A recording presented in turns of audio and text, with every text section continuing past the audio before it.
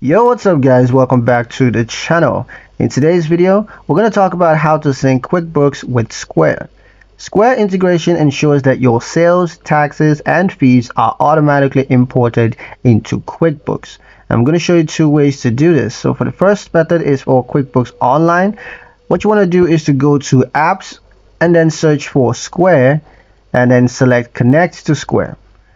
Then you're going to click Get App Now and log into your Square account.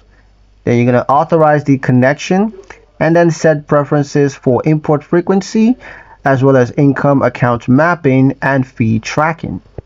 For QuickBooks Desktop, you want to download the Commerce Sync for Square apps and then link your Square account and set import settings.